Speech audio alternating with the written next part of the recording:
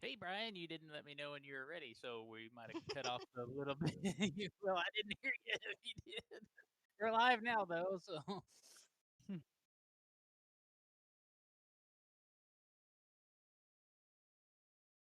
oh, oh yeah. Oh, the joys of podcasting. So, well, everybody, thank you for joining us. Before we get started, do please take a moment to subscribe and leave us a comment or a review, which helps the algorithms know that we're doing a good job and that you like what we're doing. For those of you that don't know who we are the Scream Teams, that is the review teams for thescarefactor.com. We're a haunted house review site. Our goal is to bring you as much entertainment and value and information as we can that pertains to Halloween, the haunted houses, and the haunted attraction industry. I am Tyler, and I'm here with my wife, Nora. We are Team Zombillies for the Scare Factor, and here this week we've got Brian from Team Skelegore and Tiffany from Team Terror Techies. They are from New York and Washington, respectively. And the topic for discussion this week is timed ticketing and virtual queues, the whole pick a number system, that kind of thing. Is it worth the time for haunts to go through and implement all of these new things? And is it worth it to customers to go through a couple of extra hoops to get that shorter wait experience? How is it all working out? Uh, Largely based on what we experienced last year. So yeah, that's what's going on. Any thoughts, Brian?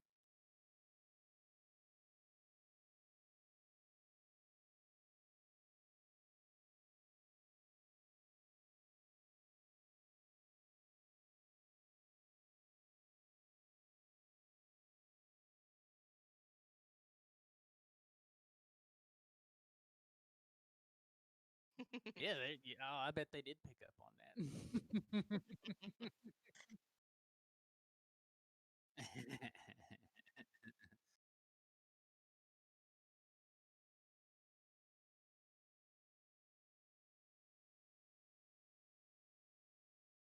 Well, and we're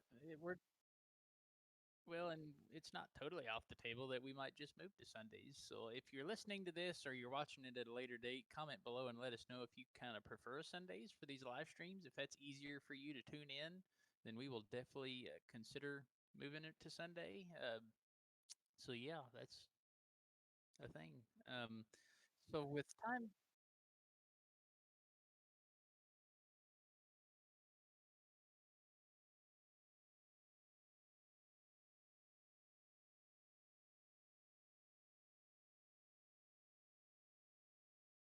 experience, yeah.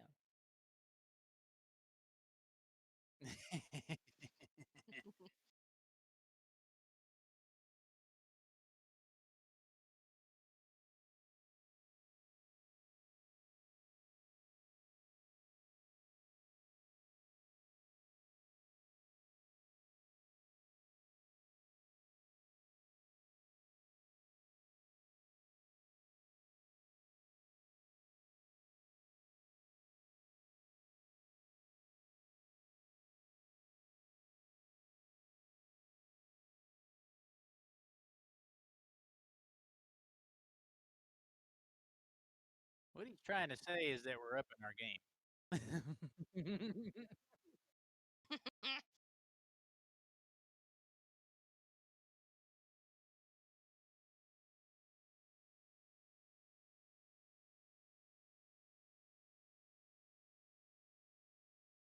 It does sound a little bit roomier and nicer, but yeah, I think we're all using something different, I think actually. probably so. Oh. I can actually tell that through the microphone that you got a haircut. Mm, Yeah, yeah, yeah. yeah. Hmm. All right, so to kick off, yeah, yeah.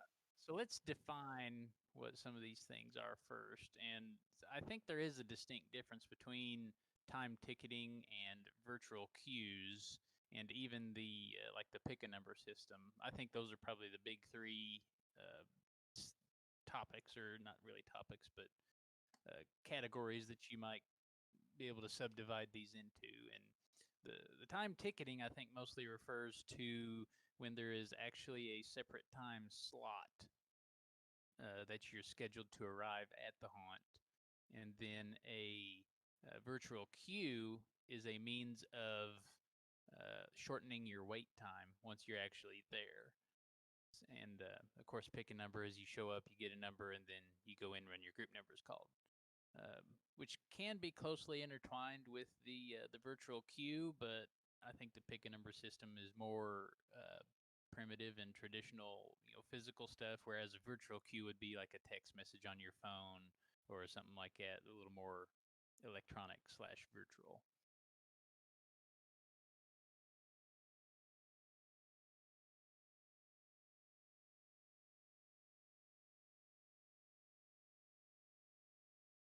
Mm-hmm.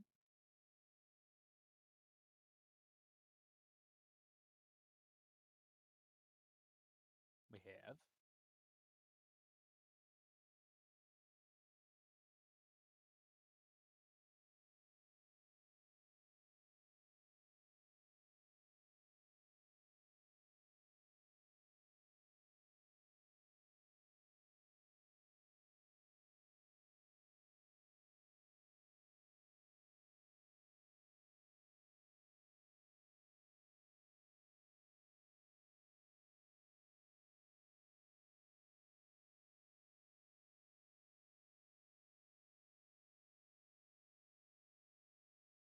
Definitely helps with crowd control, and then it certainly had its benefits last year where folks were trying to, like you say, minimize the number of people in one place at one time. So,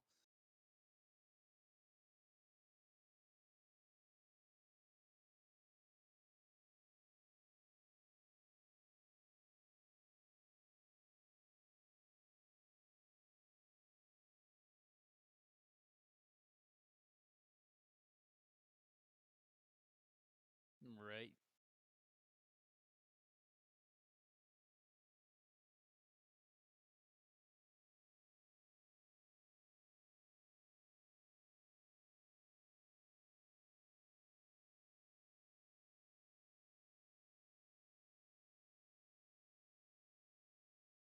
Yeah.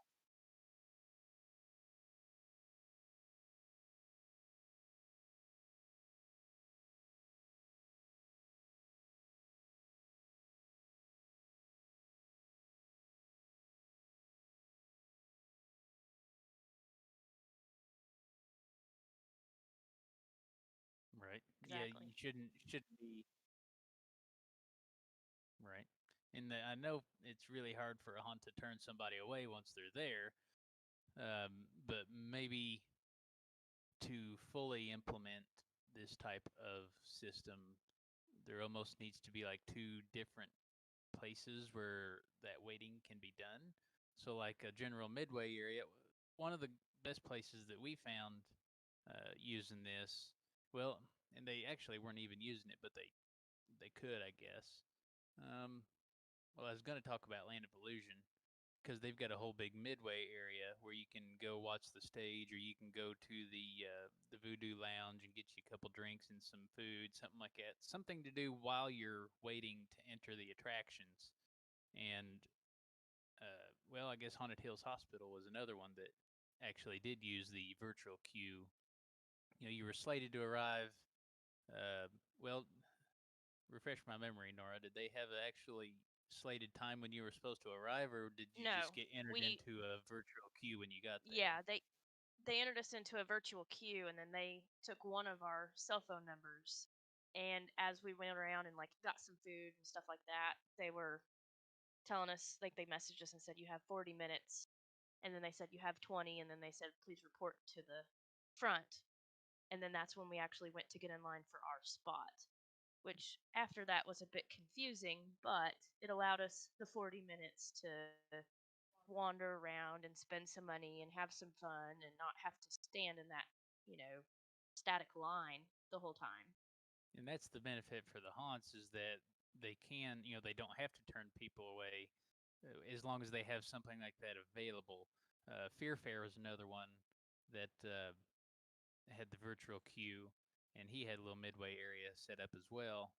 And but I think he also didn't he do the actual time ticketing also because they're no he Nope. didn't.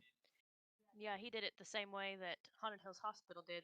Gotcha. Okay, Hmm. so like if you're having problems where Haunted Hills Hospital probably could have used this because they were absolutely packed on the night that we were there. The whole entire Midway was full of people, so that was a really good. Would have been a really good opportunity to implement both the time ticketing with the virtual queue because that could have helped minimize some of that congregation that was going on in the Midway area, or at least the thought of it would be, uh, help people refrain from showing up so early. But when you use the time ticketing or when you use the virtual queue without the time ticketing, you're causing a lot of people to still have to try to get there as close to opening time as possible because at least in their minds they're wanting to get there as soon as possible so they can get that spot in line in that virtual queue and have you know peace, I guess, knowing that nobody's gonna get in front of that spot. um, so yeah, time ticketing, like I was saying, can help with uh, crowd control as far as the size of the crowd, um, whereas the virtual queue helps minimize the line wait. And so, yeah. Well, they can both minimize line weight, but one of them is, I don't know. I feel like being able to roam the queue and midway areas, even if I am there for 2 hours, I still enjoy that as long as it's set up well. Versus, oh, I'm supposed to be there at 7 o'clock. I get there at 7 o'clock and I go get right in line and I have less than a 30-minute wait, and in the door I am, and I missed everything else because I went and got in line. Right. Yeah.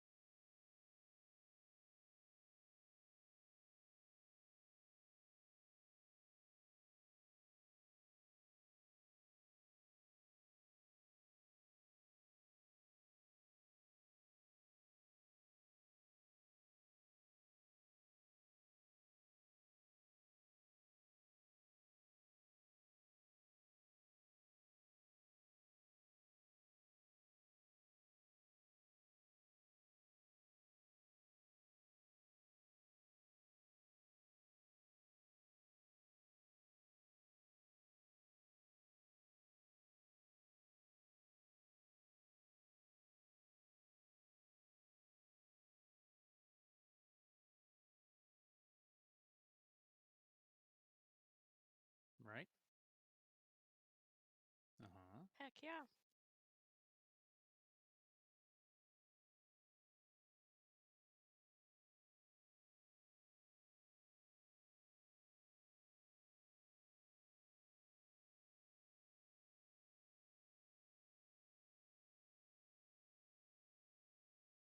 Right.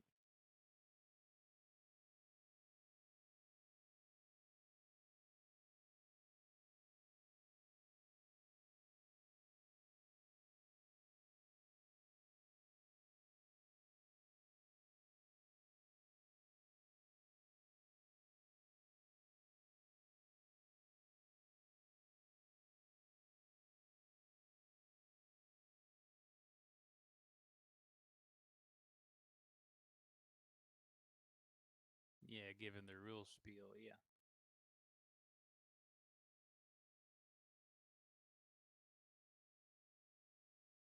Yeah. And I think that's where the pick a number type of system, especially if that's integrated in with the virtual queue, that's where that really shines because there's a haunt close to us called Horror Hike, and they've used this system for the last several years, and we love it.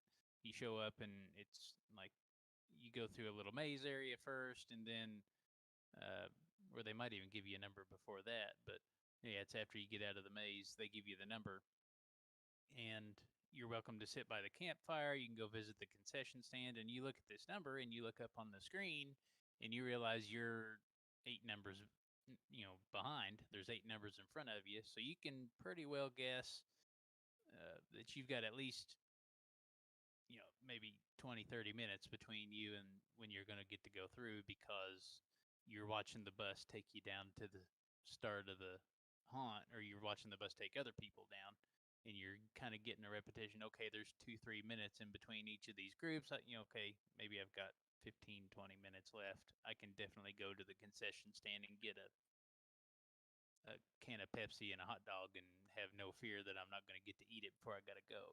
So I really like the idea of being able to see uh, how much time you've got left. And like Nora was Mhm. saying with Fear Fair, he gives you occasional updates. You got 40 minutes left, you got 20 minutes left. And, you know, I could even justify going on 5 minute intervals just to, if you have a way of updating folks on how much of a line wait, because maybe you say there's 40 minutes and 10 minutes later, oh, it's actually down to 20 minutes now. That'd be even better if you could get real granular with letting folks know, kind of like waiting in line at an amusement park.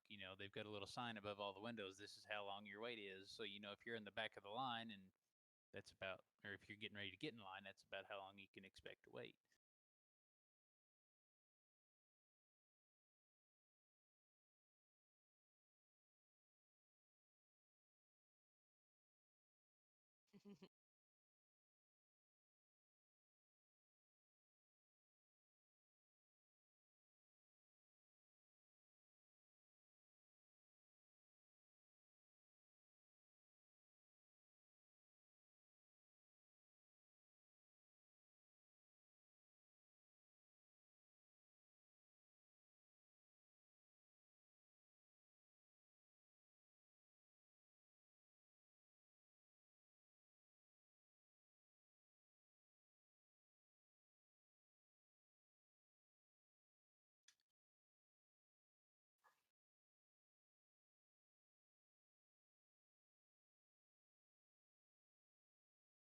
Hey, Brian, I'm going to interrupt you just for a second. We got a comment.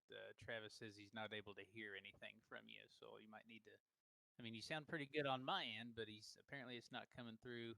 He's saying he can see that you're talking, but there's no audio. I don't know if there's a problem in OBS. It's not letting your voice carry through or what. But just wanted to drop that in there. He sees your little green light uh, around your profile, but he's not coming through. Hi, Travis. Yes, hello, Travis. You know why? Because your boy's an idiot. That's why. So, That happened on an Travis, I audio do day. appreciate that. So, I did change mics. You didn't hear any of this. It'll be on the actual audio recording though. So, hey, the good news, right? Like now we've Yeah, got we'll catch it in post production. yeah, right. So your boy's an Thank you, idiot. So Travis. so Hey, I are you I, able I to hear him now, appreciate Travis? I appreciate Comment. you letting Let me us know. know. Um, Yes, Travis says he can hear us, so we're good. Okay, Yeah, awesome. so here's the reason why I didn't change the mic in OBS. I totally forgot about it. And I knew there'd be Oh something my I would totally God. forget about this week. I Such always a forget rookie mistake. something with the audio. So, I would have um probably forgot it too, so I don't have much room to talk. But yeah, so I want to reiterate that point I was making then just for the sake of saying it again. As technology becomes more accessible, I think you're going to see haunts that are using apps much like Hershey or Disney or Universal that will show you how long the wait Right. is and what's open, what's not, and maybe you'll oh, be able to absolutely. And upgrade your Joey, ticket right from the app. You think exactly. you Mhm. think, oh, that wait line, forget that. I want VIP, but then the wait line at the ticket booth is too long. Guess what? I'm gonna do it right from my phone. I'm gonna use Apple Pay from my phone, and Uh-huh. I'm gonna have it right there, and then you're gonna scan that QR code on my phone, and it's gonna be ducky. And it doesn't even have to be that, as long as somebody is patrolling up and down through the lines and at least offering. You could have somebody line busting saying, "Hey, you've got such and such a wait. Do you want to continue waiting in line, or do you want to upgrade?" And Out of all the years we've been to haunted houses, we've seen one do that. mm-hmm. One. You know what? Which It one would was be that? that would be Massacre. at a Massacre. really busy Uh huh. haunt. think about how much money they can make in a night because people get in line. They're like, oh man, I should have bought VIP, and then they turn around. They're like, well, there's no way I'm getting out of this line now. Right. Right. And that's something we were talking about earlier too in all of this line wait. You know, a lot of haunts want to move to time ticketing because they want to eliminate that line wait. They can reduce their crowd to knowing I can only sell 100 tickets per hour or half hour or whatever it is they choose. And we were like, what about implementing the signs like amusement parks do? They know that from this spot in line to this spot in line, it generally takes the roller coasters this much time, and there's usually this many people standing in this area. So they'll put, this is an hour wait, this is 2 hours, this is 2.5 hours, this is 3 hours. Right. I feel like as a customer, even if you have a standard traditional queue line and your line is 3 hours long as I am aware of that, and I have the option to bypass it by getting VIP. I don't think I'm going to be near as upset for waiting 3 hours as if you didn't tell me. Right. Right. Like I feel like you could just say there's a 3 hour wait or there's about at least a 2 hour wait. So you can either go over here and do this, or with those that are doing normal queue lines, you have to stand there. But at least it gives them an option, and they're not gonna be as upset when they get into the show and went, damn it, I waited 3 hours to get in there. That's ridiculous because then they chose to wait 3 hours if you Yeah. warn them. You've empowered the customer to at least feel like they made the decision to go through what they're going through, and all the haunts really have to do is just educate. Right. Provide that information to the customer, allow them to make the informed decision to either go through that or not. So, Yeah. Well, and you can do The that biggest positively too and say, we want you to have the best experience possible. We are very busy tonight, but in order to maintain as much spacing in between groups, your late wait is going to be longer. But that's, for you to get your full ticket price in the show. We don't want to rush you through here. mm-hmm. the biggest challenge that we used to have related to zone loading or like virtual queue, like you guys called it, was um we essentially had to change what we did during from week to week. So as weeks got busier and weekends got busier, our zones had to adapt because, like, say, we would start off the season and we would barely go through like three or four zones. Like, it was a really, really like kind of like slow night. And then on our nights, like that's Halloween weekend or the weekend before Halloween, um, we would go through, they were done by the alphabet and we would run out of letters out of the alphabet. So we would have to start Mm-hmm. reusing letters or start going into numbers. And the zones themselves, we done it some years where we would change the number. So say earlier in the season, zones would be like 100 customers going through, whereas later in the season, that number represented, or the zones would be like 500 customers going through. But where you have the ticketing and you're like, hey, you're in this line and it's this number of weight, um, we could do that to an extent, and we kind of did working at the front end. I used to be a queue line actor, and so we would have to talk a lot with like the ticket desks of essentially when we would need new zones to kind of like go through the haunt. And we had like our like little marquees that we kind of like would indicate, but um really everything was so contingent on how fast our the ticket taker person, we call them barkers, um, how fast our barkers could crank in groups. So how fast Mm-hmm. can they go ahead and say the instructions, get the group to go through, and how fast that group could go through that first thing. Right. If you have the ones where you have the people running right back out of the haunt or they go in and out of the haunt, like all of that's going to like mess up your timing. And I think that's where the kind of like erring on the side of caution is like you don't want to state a time even if it's like exaggerated. So say if you're like, okay, if you're standing at this point in line and from this point it's going to be a 30-minute wait, um if it's not 30 minutes, like you're going to have to like pay hell. Right. Like if it's anything over 30 minutes, like you're paying hell because you have something posted that says that if you're standing here at this point, it's going to be 30 minutes and hopefully it's less, you know.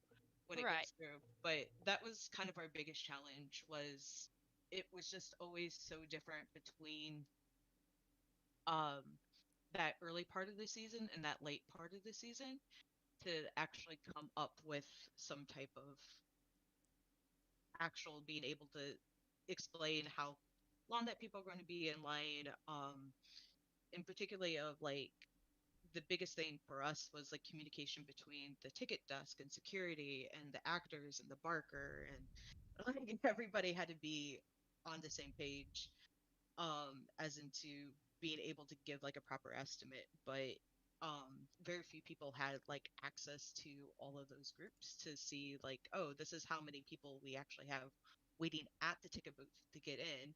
This is what group we're on, actually admitting back into like the haunt, and then these are the groups that are staged, air quote staged, in the midway waiting to go on. So say the ticket booth is on letter G, and then we're only admitting B up in the haunt. That means that you have C, D, E, and F chilling out in the midway somewhere.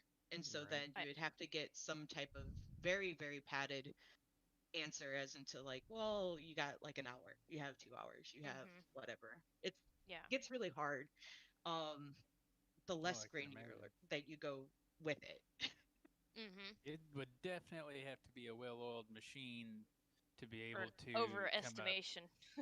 Yeah. exactly to be able Mhm. to even get close to quote what kind of line weight somebody can expect. And Right. I think that's kind of where the amusement parks can shine is because they know exactly how long it takes that roller coaster to go through and how long it, on average it takes for the old customers to get off and the new ones to get boarded and for that Yeah.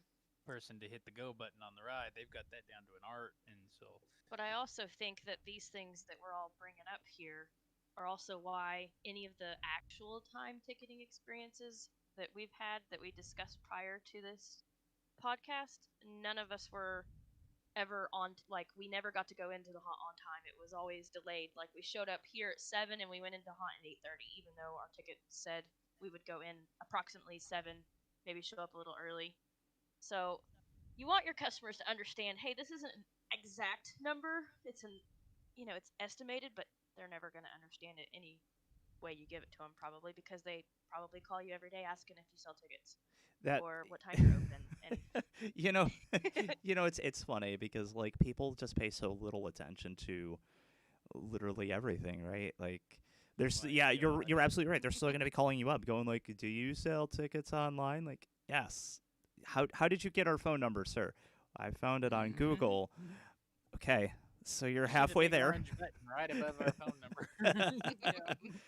Says um buy tickets now. Yeah. yeah, but like also I think the reason that, this whole like you buy a ticket I'll give you a great example, right? I went to Haunted Overload this past year, and when you bought a ticket there, it said there was a time on there, right? And it told you in the email when they sent you the ticket, it says the time on your ticket is the time that you are pulling into our parking lot.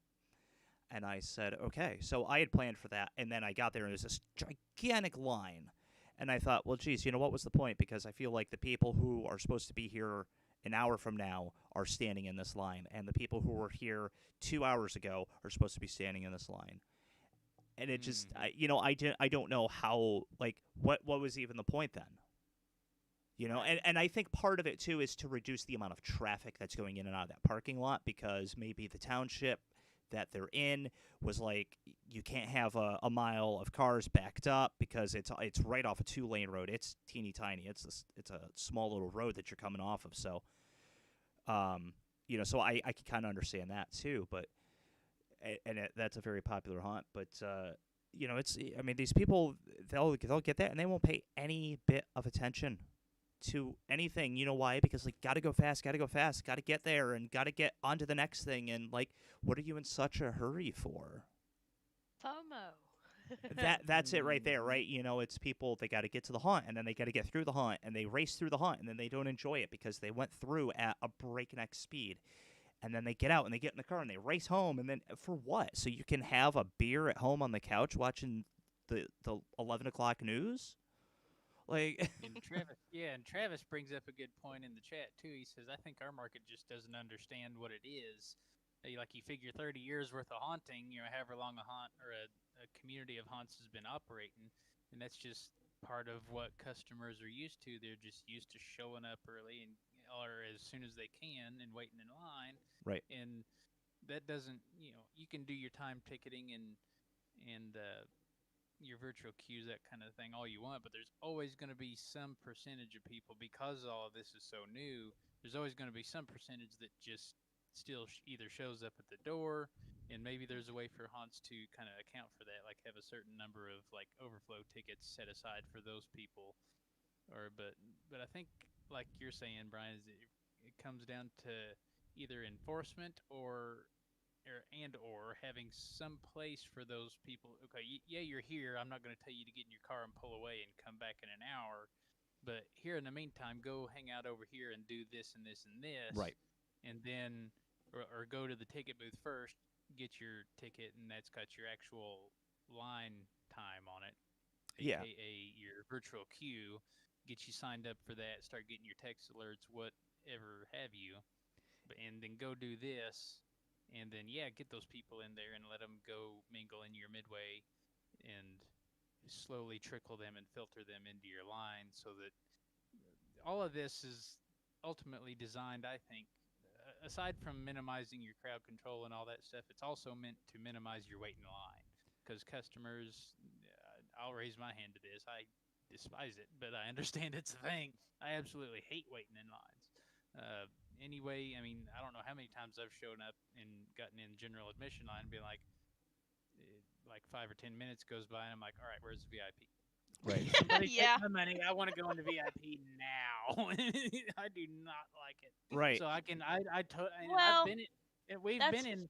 for lines that are completely boring, though, too. Well, that's true. That's true. Yeah. That's a good caveat. If there's nothing going on, it's like, can somebody please shoot me now? But if there's something interesting going on, then yeah, I mean, a longer wait in line doesn't feel like a longer wait in line. Well, And I mean, we have waited in 3 hour lines before. Don't get me wrong, and I mean, my legs about killed me by the time we got into the haunt, and my mood was just shot, and we couldn't even enjoy the thing. well, But and I think there are ways that you can kind of resolve. You can kind of get the both, or I guess the best of both, or of all of these techniques and these methods. I was just thinking about this. So let's say you're going to sell your hunt and you're going to sell timed tickets, right? And so you're going to sell them on the half an hour. So you're going to sell 7, 7:30, 8, 8:30, so on and so forth till you close. And so let's say for each of those you have, I don't know, 200 tickets available for each time slot. Maybe you're a huge haunt. You just have the space. You can do that, right? Okay, great. So now people show up. They've bought their tickets for those time slots.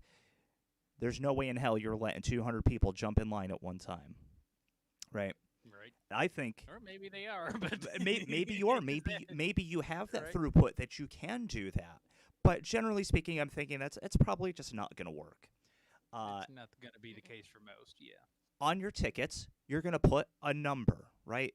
Be it some number, some digit on that number, and that's going to correspond to what your time slot is and where in the order of that time slot you picked up your ticket, right? So if you were the first one to pick up your ticket from the 9 o'clock slot, you get 901. If you were in the second, I don't know, 10 people or so to pick it up, you get 902. So on and so forth. You set them up with some code on the ticket, and then somewhere on your grounds, you have a very visible display that says ticket group. And when your number is on that board, you go get in line. Or it falls within the start and end numbers. Correct. No. It's You not going to would fall say- within the start and end numbers, right? Because you're going to have 20 people who have 901. You're going to have 20 people who have 902. You're going to have 20 people with 903. So on and so forth. You Oh. understand? So Well, that's going to be tougher to do than just having like a serialized ticket number. well, that- so you have some sort of code that the haunt understands is a batch for this time slot. So if it comes up on the board 901 and I go over and my ticket says 903, they're going to tell me you need to go back and you need to wait until 903 comes up. I don't care what you do. You Right. can hang around here. You can watch a movie. You can sit by the fire pit. You can you can go spit in the mud for all I care, but you're not getting in line. You I, could Yeah, you, I don't I think just we I saw just any enforcing it this right, past season. and yeah, I nothing think like that. that might be an easier way. It helps communicate to more of your patrons that there is some sort of enforcement of when they should be getting in line, right? I don't care that you bought the 10 o'clock ticket and you showed up at 7:30 when we opened. If there's no enforcement whatsoever, those people are going to get in line and like, okay, great. Now you have one less person who's coming through at 10, but also you didn't plan on having that one extra person now at 7. So, Right. maybe having some semblance of enforcement there. So that way people Tiffany, get what were there you and gonna say? they go, "Oh, my ticket says 9:01. Oh, what's it say on the board? It says 8:05. Okay, so I need to wait until 9:01 comes up. I realize I'm a little bit early." And Right. I Hmm. think, something like that where it becomes very very visible how they want you getting in line, communicating with your customers without directly telling them like, we need you to get in line at exactly this time. Communicating with them in some way that they are either extraordinarily early, or hey, maybe they show up late, and then you have some sort of plan for how to deal with that. But Hmm. Yeah, I can see that being a thing, and that'd be very, very closely related to the pick a number system. You're just doing it in groups of numbers instead of by individually. But right, right, Tiffany, did you have something you were trying to say? Yeah, so our biggest, again, going with challenges of like what we had is giving people tickets, they will lose them. So we had to like literally do wristbands and they were color coded. So like Wristbands can blue, work too. yeah, blue would be A, yada yada yada. Um so we literally had to like tape it onto Oh in order God. for it to work. It wasn't something like where like series or ticket numbers would work. Trying to think, like there was a haunt that actually did have like ticket numbers, except the numbers kind of didn't mean anything in that um they were just given out ad hoc, and so they'd be selling like a number range like the day of, but it wasn't Yeah, it if I wouldn't work got if you're just giving tickets out at random and you don't know what you're giving people. There would have to be some order to giving them out for sure. And that right. maybe if you got multiple ticket windows, that'd make it even harder because now you got to know which numbers, which windows is given out. Yeah, that could really be Yeah, complicated and quickly.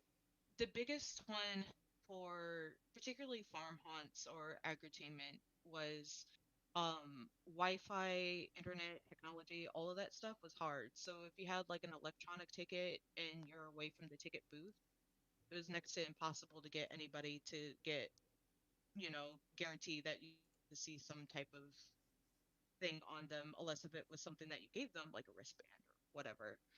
Hmm. Um, so like more of that was like kind of like again challenges that I seen that I never really seen like executed well. Um, Hmm. Right.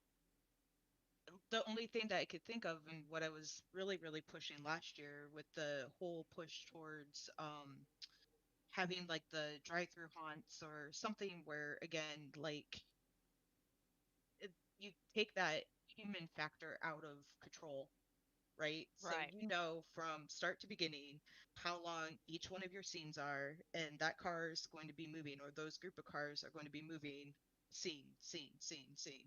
And so you knew exactly at what time, and that's about the only environment that we were able to successfully guarantee it. But I mean, even before pre-show is burning up, I was like, yeah, there's Right. things that still happen. There's things that delay all of that, and it isn't just Oh yeah. delaying, that one person's experience. It's if something happens and your show's delayed by an hour or 30 minutes. Like even when we pre last year, we were doing live shows, regular traditional hunts and stuff like that. Like uh, there was always something. We would do a pre-check, and for some reason, one of our Jennies decided to like go haywire and not power our house, and so there would be these like weird untimed delays, and that always made everything sentimental. Like if again, if we were doing time ticketing and we're like, you're going to be in here at 6, it's like, no, please, Mhm. nobody show up at 6. About 9. Yeah, how about 9? 9 sounds good. It sounds safe. We have 2 hours to prep, and if anything happens, it will happen within that 2 hours, and we'll be good and running by, 8 o'clock. And it's a weird like mentality to have, but even earlier, what uh was mentioned in the comments of you have to almost have that culture around it, and I think the culture around here, and particularly with when I was working at the haunt and patrons attending our haunt and stuff like that, was all around um you show up when you show up. They know that they're going to do zone loading, so they would show up, get their place in line, get their nice little wristband, and then they would kind of peace out in the midway because there wasn't really anything to do except the midway. Like there wasn't like restaurants nearby or whatever for them to disappear to, so they stayed on grounds. And then Well, anyway, but yeah. yeah, once the zone was called, they would be able to go up and do that kind of thing. But that was the culture around it. And even when we flipped from having nothing to zone loading, like people were unhappy. Right. People did not like it. And we're like, but you're not waiting in line at the house. This is better, right? Like, because you could go Right. into Midway and not have to worry about it. And they're like, no, because they were just used to showing up at 6 o'clock and being able to go in instantaneously, or showing Right. in right before close on like a slower weekend and being able to go through really quickly. But And I yeah, think therein lies another problem, right? People want to complain so much that they hate standing in line, but then they have a panic attack when they have to not stand in line. hmm Right. Right. And they're like, where's the line? Where's the line? What do I do? I'm gonna miss it. Yeah, yeah, yeah. So that kind of brings up another method that we've seen used very well, and the haunt reported lots of good things from it. And that is a place. They're a couple hours from us. It's Wicked World, and they actually invested and bought the pager system like you see at a restaurant, and they gave everybody all those little vibrating light up pagers as soon as they bought a ticket, and they were free to roam around their midway, or if there was an especially long waiting line, of course they could leave. But then once their time came, they would page them, and that would send them up front. And the question we had for them was, okay, how many people stole your pagers? And they said actually nobody did. They only had one that was missing at the end of the season, or at the end of the night one night. And somebody had like dropped it next to their fence next to the parking lot. So like it didn't even leave grounds. It's just like somebody didn't know where to take it, so they just pitched it down on the way back out to the car or something. So that was a really good Yeah. system for them. And like anytime you're at a restaurant, as soon as that buzzer goes off, hey, it's time to get my ass up to the hostess stand so we can get our dang table. So I And think that could be another really good system too. If pretty you're not, they have a pretty big midway too. oh yeah, Because they I do. was curious at how far can these things reach out? Like, can you go sit in your car? And but we've seen during COVID too, even at like Texas Roadhouse, we had to park, I think, 2 parking lots over to Texas Roadhouse one night, and they gave us one of those, and it went Mm-hmm. off just fine. It sure did. I'm not sure what the range is on them, but it was good enough to do that.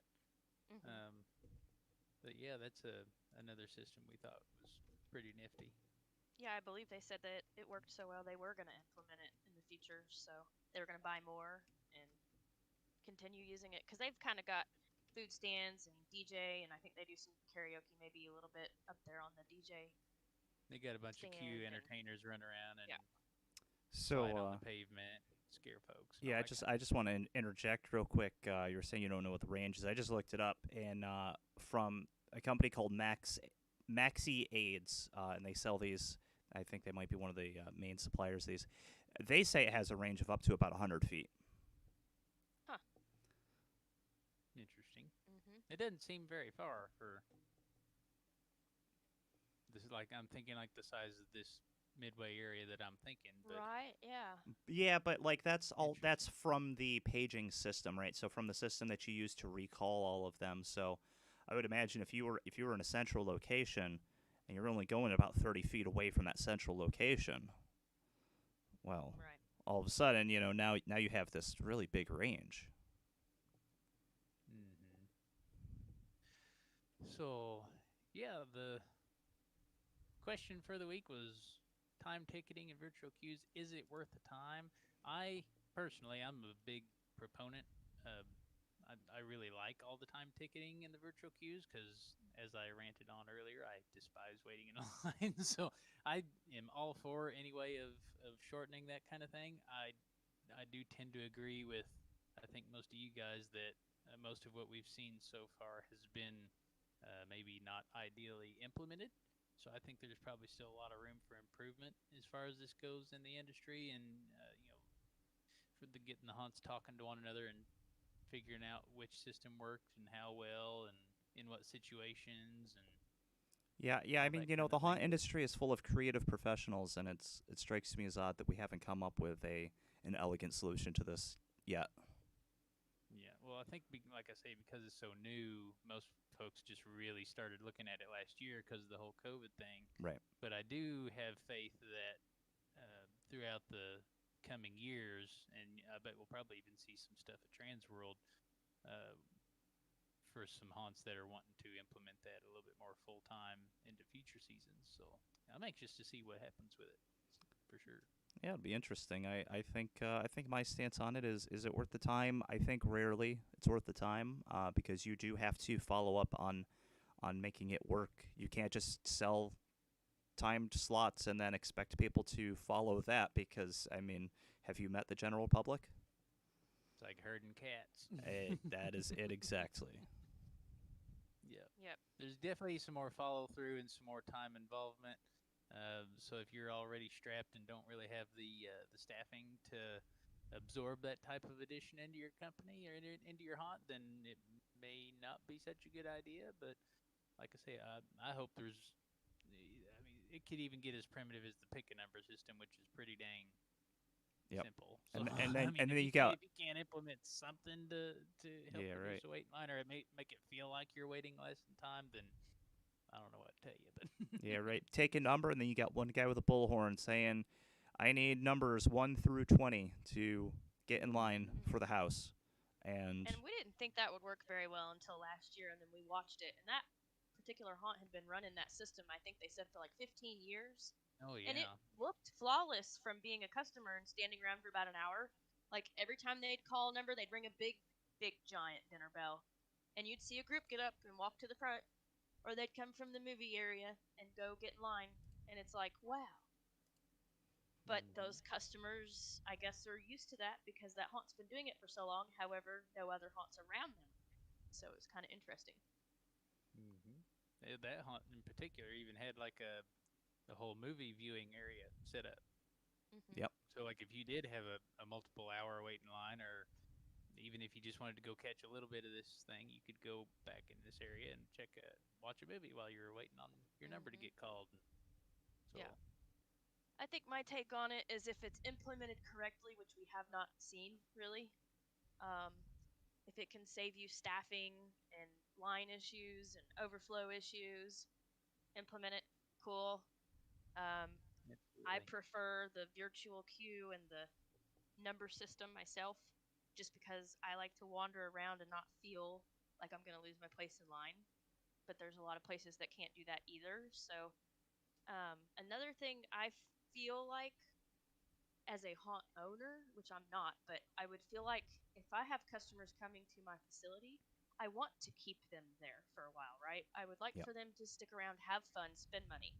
If I sell them a 7 o'clock time slot, they show up at 7, go through the haunt, they're more than likely to leave at that point without doing everything else I have on grounds, right? Yep. Yeah, I mean That's what I feel like. that's it right there, it's and that's I think that is why you're starting to see more and more haunts come up with the add-on escape rooms, right? People had a great time. They Hmm. may not have bought the tickets right away, but they had a great time in the main attraction, and then they come out and they're like, "Wow, that was really good. I want to see more." And then they're like, "Oh, what's this? An escape room? Well, let's go buy a ticket for that. It's only $5." And then they come out Right. of that and they're like, hmm "Yeah, we did it. We escaped." And then they're like, "Well, now I'm hungry." Well, more and more haunts are having on site food vendors now, And then they think, well, geez, it's a little chillier than I thought it was. It's now that's getting later. Well, hey, now you can go buy that Haunt brand merch. Mhm. Speaking of merch, Bookshelf. I think perhaps we should start plugging for some merch around here. Seems like the perfect platform for it. We do have Scare Factor merch. We've got a Spreadshirt store, which you can see on the homepage of the scarefactor.com. Scroll down to the bottom. It's not a hugely visible link, but it is on there. And if you have any particular Scream team that is your favorite, or if you just like Scare Factor in general, we got all kinds of shirts and tank tops and all kinds of cool stuff on there that you can. Masks, mugs. Mm-hmm. Tiffany, what's your take on this topic? Um, so I believe like time ticketing. So you shared that article from Pickle earlier, and that has been a platform, uh, particularly around the pandemic, but even pre-pandemic, of being able to know how many people are in your haunt, what's your throughput going to be for the night, when people are showing up, and there's a lot of benefits to time ticketing. But again, everything that we brought up, there has to be like a culture around it. There has to be, an actual setup where your haunt is operating very mechanically. Like Right. Right. your patrons are going to be in line for this amount of time, and they're going to take this amount of time to go through the haunt, and then they're going to have this amount of time to go through the midway. And it's possible. I mean, we've seen it in restaurants. We see it. That's how escape rooms are. You're locked in a room for an hour. There's different like setups that it really works well. um and I think it's kind of hard just to like, particularly with like the pandemic, like everything was such a scramble of like, how can we keep open, how can we keep everything sanitized, how do we enforce all of this distancing and plexiglass, and like there was this huge scramble. So I don't think it's necessarily a really good kind of like use case as to what Right. time ticketing could do.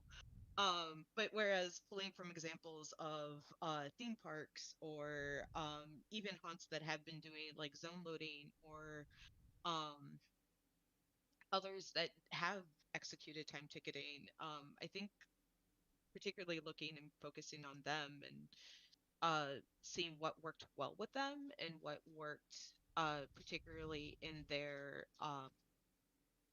kind of learning from them, and the more that could be shared about that. And again, like you guys were talking about, essentially haunts coming together and like figuring out like this is a platform that works, and having more of those use cases would help build up that esteem. But until then, it's going to be so new and so novel, and adding technology into haunts, even haunts that have some technology in it, is a very like scary idea. Right. Yeah. People Right. don't like change. They And don't, that's and a lot it's of change. yeah, and it's really hard to propose, right? So if you're a haunt owner and you're trying to be like, oh well, we never did this thing before, so how is it going to work at our place? It's like, oh, like you're sinking money into it, and it's hard. It's a hard sell, and it's a weird leap of faith that kind of has to happen. And Right. I mean, the pandemic did one part of it of just kind of forcing everybody's arm to have to think that way, but what it's going to look like going forward, or rather, it's going to be a big thing going forward. It just matters how well, I guess, like hunts that picked up over the last year, like whether or not they're going to keep their investment and build and continue on for years to come. Like, Right. that's about the only way that it would work.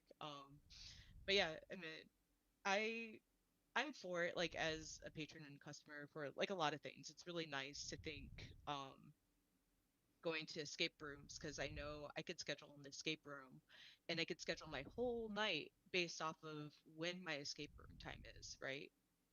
Right. Um and I don't have to worry about like haunts, and particularly like when I went to haunts when I was younger, like I know that I'm blowing 4 hours at a haunt when I was younger, because I Uh, wasn't necessarily on a mission to hit as many haunts as possible. I wanted to make a night of it. I was going to make a night of it. But I didn't necessarily know when I was going to go to like the haunt in that 4 hour time window. Mhm. Unless if I was already working with like friends or whatever. But yeah, it would be really nice to be able to plan on the same level of being a customer to being like, okay, I'm going to go to the haunt. We're going to be there at 8. We're going to get out a little early and we'll have a late dinner at this place that's near the haunt. Like, it'd be really nice to do that. Oh yeah, it would. Yeah, it's wonderful going into, like you said, an escape room. If you show up, your time slot is 8 o'clock. They tell you to be there at 7:45. You show up at 7:50 even sometimes. You know the escape room's going to have their crap together. You're going to go in and sign your waiver, and they're going to take you back to the room. You're going to watch your little show if they have one, as far as breaking you into the room, and then you're going to have no more than an hour, maybe 10 minutes tops, after you take the picture afterwards and buy a couple shirts, and then you're going to be out of there at by 9:15 at the latest, and you can plan your evening based on that. And hunts are not quite there yet. I agree with you because they just not quite that systematized. Some of them are. Some of them. I mean, you get into if you get into Netherworld probably and watch some of their line flows, or even like Statesville and Hell's Gate, some of those guys. I mean, if you watch them long enough, you can tell they've got a pretty good rhythm down of moving people through, their queue areas and the starts of their haunts. They've Well, and they're more so conga line haunts Yeah, for those that yeah. aren't familiar. Yep. And those are the ones that, I mean, they're conga line for a reason. It's because they've got massive quantities of people trying to go through, and it's almost a perfect use case for like the time ticketing, where you're trying to minimize that wait in line. Hey guys, don't show up until this time of the night because I know the first two slots ahead of you are going to be built up for this amount of time. We can work through them in this amount of time. So, yeah, you can reverse engineer that and help make for a better customer experience. That's true.